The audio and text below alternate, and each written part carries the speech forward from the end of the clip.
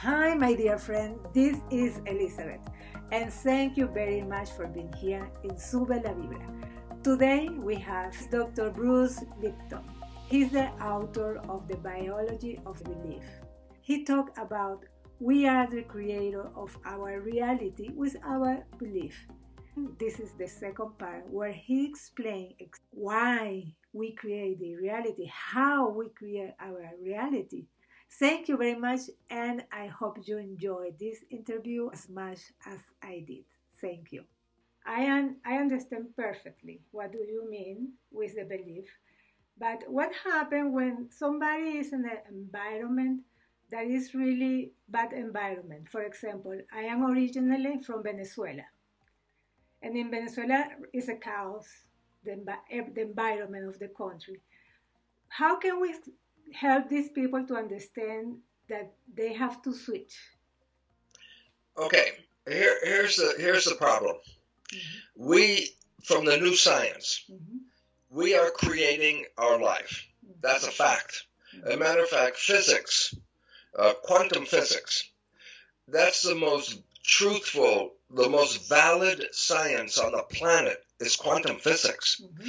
And the first principle of quantum physics is that consciousness is creating our life experiences. That's the first message from quantum physics. I say, wait, consciousness is creating our life experiences. I say, yeah, that's physics. And then it says, guess what? If you change your consciousness, you can change your life experiences. I go, yeah, that's exactly what happens. So if we find ourselves in a world where the experiences are not healthy, that we're not being supported, that there's no love, or we're not doing well in health or business, and then we think we blame the world and say, oh, I'm just a victim. Nature is not helping me. God's not helping me, and I go, no, that's not the problem. The problem is we are creating. Exactly. If you're creating happy, then own that you made this happy. But if the creation is not happy and it's not working right, we must also own and recognize, but we are involved with making that. So if we want to change the world, then we have to change our consciousness. Now, as I said, we have been programmed for the first 7 years. And it's very important. It's very important because the child does not create consciousness like we talk about until age 7. Yeah. So for first 7 years, they're not thinking consciousness, okay? They're just observing the world and recording like a video camera. Everything, the mother, the father, the family, the community, anything the child sees is just like a camera, and it goes straight down into subconscious. Whatever they see is a program. The conscious didn't even begin yet. Conscious begins at 7. But the reason why is this: if there's no program and consciousness begins, then what is consciousness going to think about? There's nothing in there. Exactly. So we first have to put a program in there, then we can become conscious, okay? The analogy, buy an iPod from the Apple store. The front of the screen of the iPod is called the touch screen. That's where you can create a playlist and adjust the volume and make all the adjustments. You can create. So I say I got a brand new iPod. I take it out of the box and I push play, and nothing plays. Old guy, oh, this is a broken iPod. But a kid, 7-year-old kid, come and yank on me and says, "Mister," I go, "Yeah." He says, "Did you download any music?" I go, "No." He said, "Well, if you didn't download any music, you can't play any music." I go, "Okay, that's the story. We're like an iPod.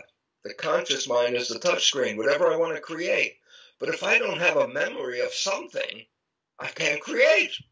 So nature makes the first 7 years of a child's life download.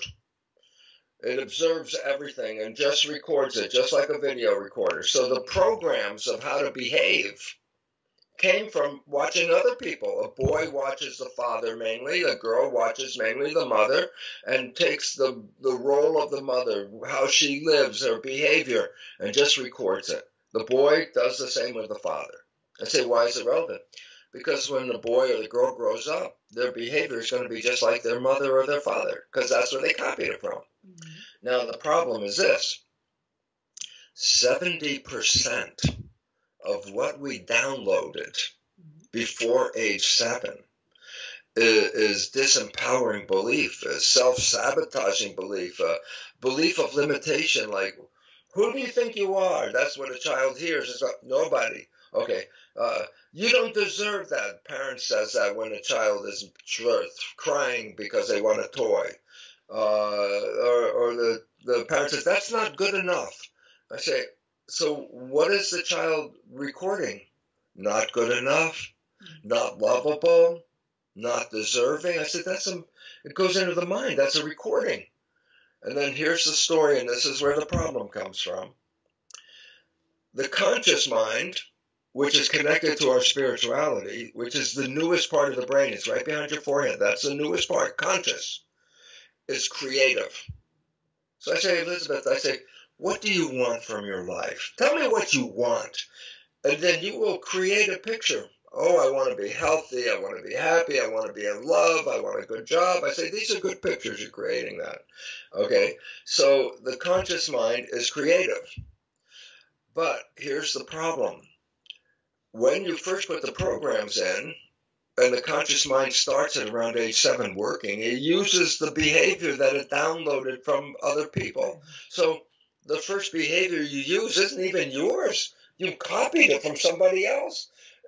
See if their wishes are the same as your wishes. They're probably not. I say, why is it relevant? My conscious mind wants to take me to my wishes, but my program that I got from other people, like my parents, takes me that way. And if I don't like the way my parents' program turned out, I'm still going to do it unless I change the program, okay? So here's the problem. This is now the big problem. Everyone's got to wake up to this. The conscious mind is wishes and desires. The subconscious mind is program, okay? When the conscious mind is driving the vehicles, like the body, driving my body, when the conscious mind is driving, it's taking me to wishes and desires and things that I want. But when the conscious mind is thinking, it's not paying attention to what's outside because thinking is inside. I say, Elizabeth, tell me what you're doing on Sunday. It's not outside the answer. The answer is inside. I'm thinking, oh, Sunday, what am I doing? I say, that's the problem. You ready? Here's the problem. When you're thinking, the conscious mind is inside, looking inside. So if I'm walking down the street and I start thinking, my conscious mind is not controlling my walking. My conscious mind let go. My conscious mind's thinking, what am I doing on Sunday? And I'm still walking. I said, well, who's controlling the walking? Conscious mind's busy. I go, this is the point. When the conscious mind is thinking, the subconscious mind takes the wheel and drives. But it drives to the same program that I got from my mother, my father, and my family. So when I'm thinking, I'm not using my wishes and desires. I'm using the behavior that I copied from my mother and my father. I don't want that behavior. I want my own. But I say, when I'm thinking, the subconscious is autopilot. Autopilot. This is so true. Yes, this is so true. And I say, and here's the problem. This is now the whole problem comes to this. 95% of the day is how much we think. I say, why is that important? Because that only leaves 5% of the day where I'm driving to wishes and desires. 95% of the day, my vehicle is being driven by the program that I got from my parents. Well, I didn't like their behavior, but guess what? I'm playing their behavior. And people will say, but I would see if I was playing my parents' behavior. I go, no, you won't, because you're thinking. And when you're thinking, you're not paying attention. And whatever is coming out automatic from subconscious, but you can't see it. I tell a story in the lecture, 30 years, same story. Here it is. When you were growing up, or sometime you had a friend and you knew your friend's behavior very, very well. And you knew your friend's parent. And one day you see your friend has the same behavior as the parent. So you tell your friend, you say, hey, Bill, you're just like your father. And Bill goes crazy. Bill says, how can you compare me to my father? I'm nothing like my father. And I go, when Bill is in his conscious mind, he's not like his father. But if he's thinking 95% of the day, then the subconscious program, that's the one he got from his father. That's playing. But Bill can't see it. So he doesn't even see he's behaving like his father. It's automatic. And so the problem is this. If you can't see the behavior that you're playing from wherever you got it, mother, father, family, and that behavior is not any good, like Bill, you won't see it because you were busy thinking. So I say, where's the problem? And here's the whole problem. I want to have a wonderful, healthy, happy life. I want love. I want joy. I want all this. And I'm not getting it. And I say, how come I'm not getting it? And the point is, I can't see my sub-behavior was sabotaging me. I can't see that because it's automatic. But I look out at the world and go, well, I wanted to be successful and it didn't work, so God is not giving me. Nature's not giving me. It's not in my cards to be happy. And I go, wait a minute. You think you're a victim. And the reason why you think you're a victim is because you cannot see, like Bill. You cannot see that the behavior you're playing 95% of the time is not your behavior, it's somebody else's behavior, and that behavior does not answer your wishes and your desires. You want something different. But the behavior you're getting from mother and father and family, they don't take you to your desires, they take you to theirs. And all of a sudden you become just like your parent. And you didn't even see what you did. Because subconscious, below conscious. I say again, why am I playing my father's behavior? Because if my conscious mind's busy, the subconscious is autopilot. It will drive me. It knows how to do my job. It knows how to walk. It knows how to drive the car. It knows all those things. So I can let go of the control. Conscious goes inside, but now the control is subconscious. But the result is my behavior will be what their behavior is. And I'll get the same results that they get, not the one that I want. And I say, and this is the critical part, because I can't see when I do negative behavior, then I think I'm a victim. I wouldn't have hurt myself. I wouldn't have sabotaged myself. I go, not in your conscious mind, but your subconscious mind would do that. And then it becomes important because it says, if I don't like the life I have, I don't blame nature, don't blame God, don't blame genes. It's my subconscious. And I say, why is it important? Because if I know that, then I can change my subconscious. And if I change my subconscious, I change my life experiences. And I go, that's exactly what the physics people said. Your consciousness is creating your reality. If you don't like your reality, you have to change your consciousness. And it's like, oh, okay, biology and physics and psychology are all coming together saying we are very powerful people, except we're running with the program 95% of the day. And if the program isn't good, then our life is not any good either, okay? Now here comes the fun part. There's a movie, many people have seen the movie called The Matrix. And The Matrix, everyone says, oh, science fiction movie. And I go, no, it's not science fiction. Matrix is documentary. Why? Everyone got programmed. Every one of us has been programmed. There's not a human being who is here that did not get programmed in the first 7 years, because that's the way the mind works, programming 7 years. So I go, why is it relevant? Because when I say in the movie The Matrix, they say, if I give you the blue pill, you go back into the program and your life is just the way it's always been.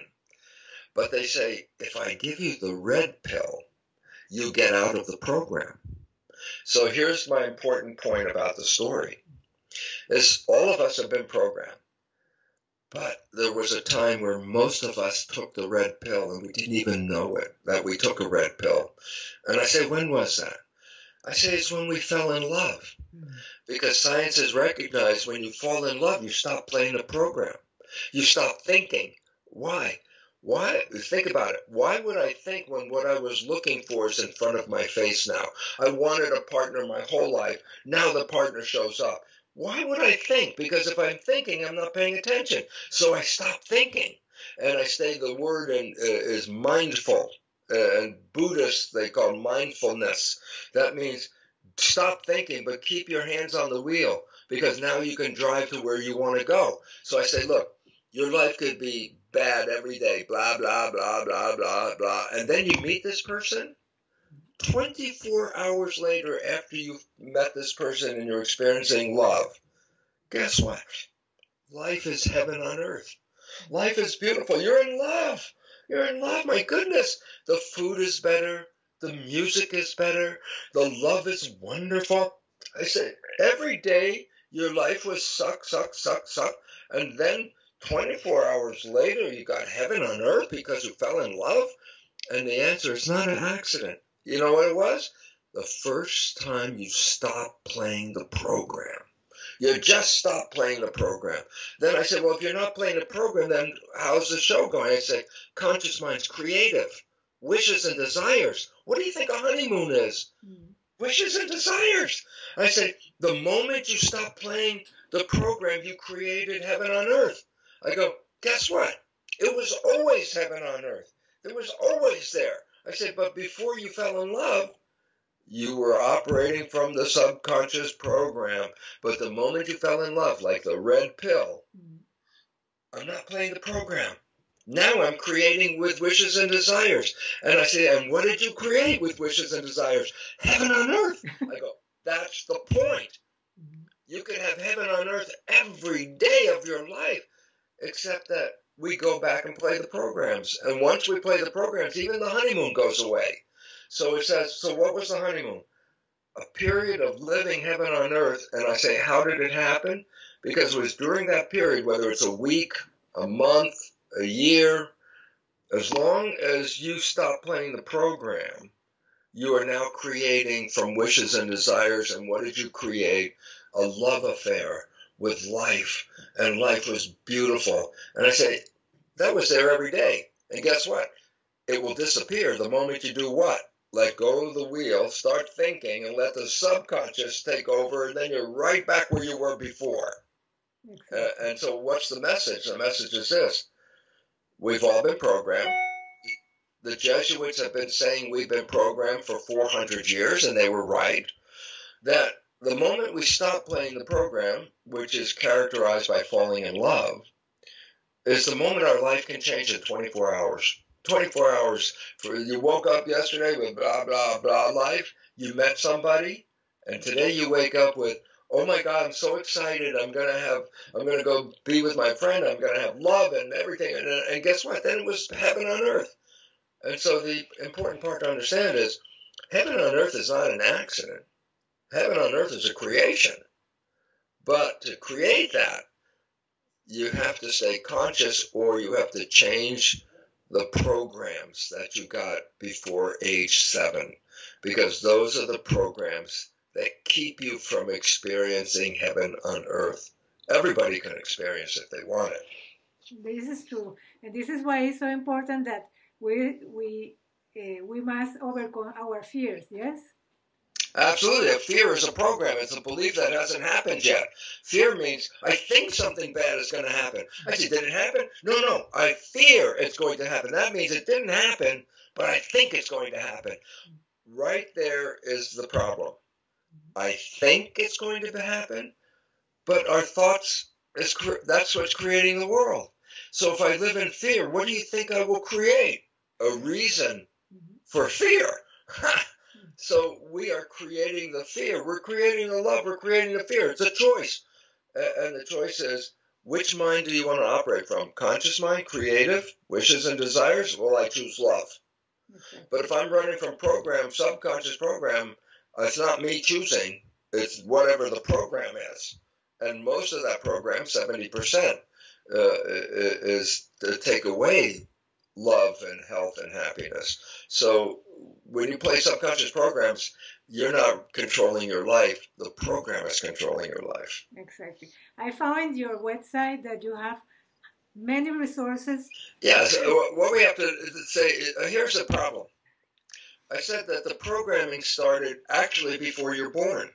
I mean, if a mother plays music on her abdomen when she's having a baby, and she plays this music every day, when the baby is born and she plays the music, the baby will know exactly what that music is. It remembers it, okay? If the father is talking to the baby through the abdominal wall, you know, like, talk hello, baby, and I'm your dad, and all this, and I go, and the father keeps talking, especially the last third of pregnancy, and the father is talking to the baby. Guess what? The moment the baby is born, if the father says anything, the baby will know exactly which one the father is, because it memorized the voice, it memorized the music, it memorized the voice. What's the point is very important.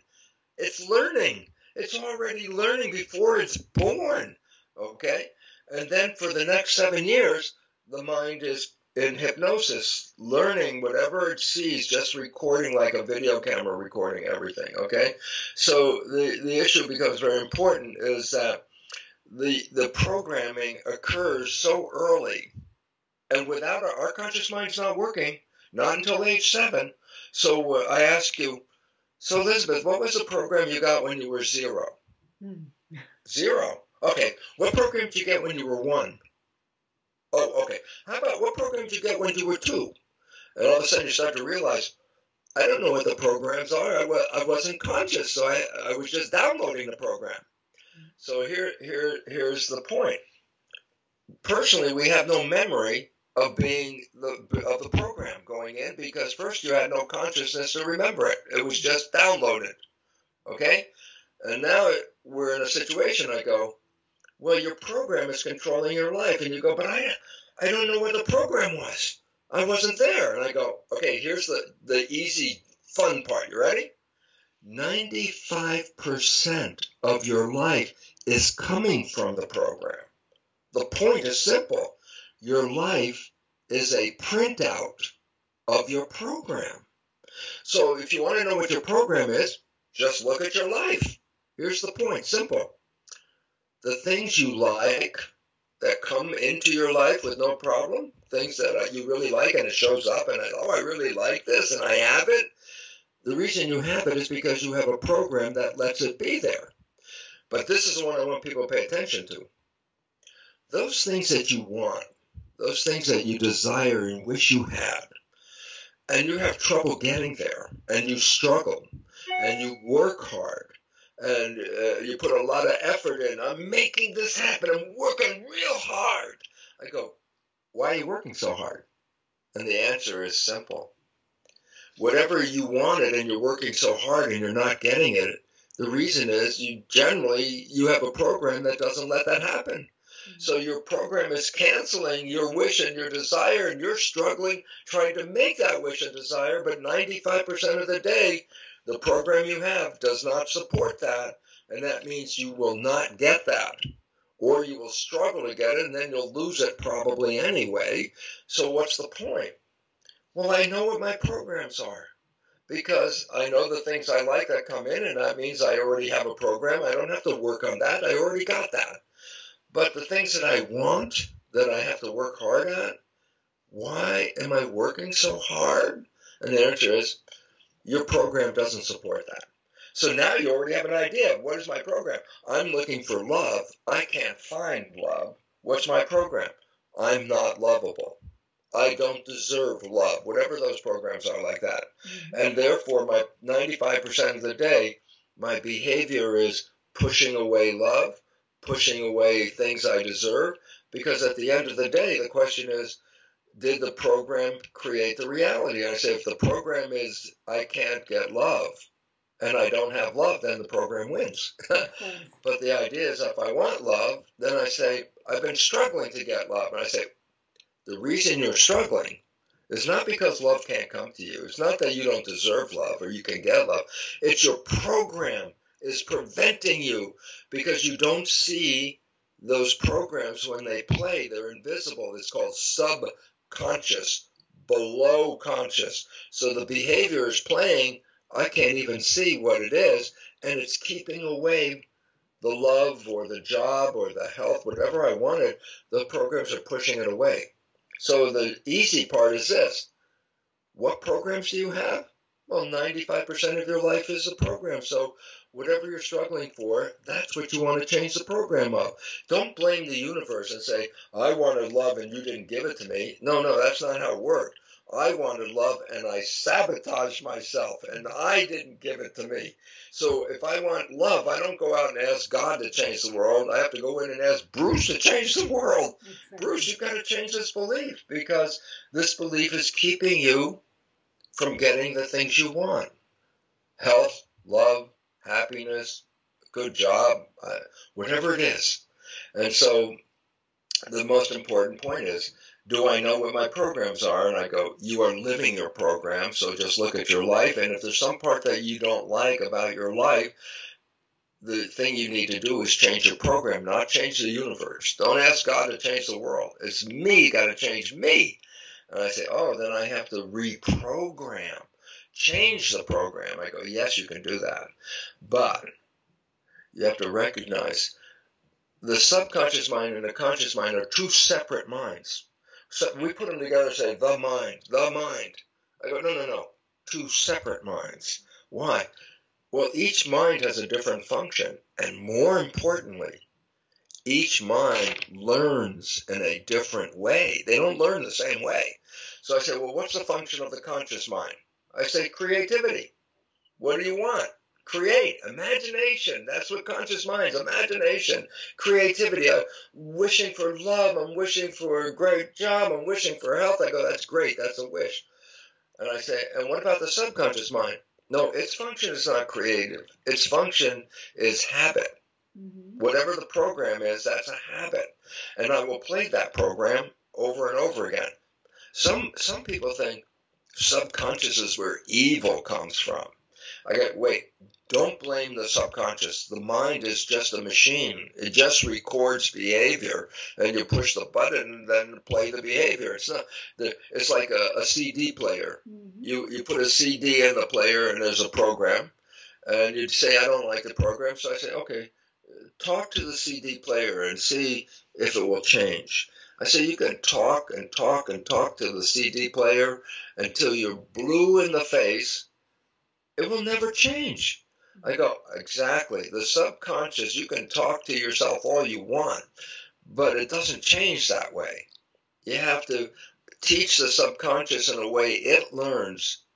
And the difference is conscious mind, the creative mind, the one connected to spirit, that's creative. It can learn in any way. Read a self-help book. Listen to our conversation. Elizabeth could help people right there. Mm-hmm. I say, good. Conscious mind's learning everything we're talking about. You could read the self-help book. They go to the lecture, watch a video. Okay, that's easy. It's just creative learn. But subconscious learns only in a very specific way. And therefore, if you look at the program and you want to change it, you have to do something very specific. And the reason is simple. Subconscious is habit. If it changes easily, then we would lose our habits. And you go, what, like what? And I go, think about it this way. When did you learn how to walk? Before you were 2, you learned a program. How old are you now? You could be any age. You could be 30, 40, 50, 60, 70, 80. You could be 90 years old. And guess what? If you're still walking, that's because the program was a habit when you got before 2. You can have it 100 years. Because habits don't want to change. That's why there's a problem in trying to say, I don't like the way it's working. I want to change my habit. I go, well, that you can change it, but you have to use something special to change it. You can't just change it because habit mind wants to keep the habit. If the habit could change, then it's not a habit. And then you'd have to relearn everything. So it's like, no. Once I learn how to walk, once I learn how to drive the car, once I learn how to ride the bicycle, that's it for the rest of my life. So it's good, unless I learn something bad. And that's then the program for the rest of my life. So I say, I want to change the program.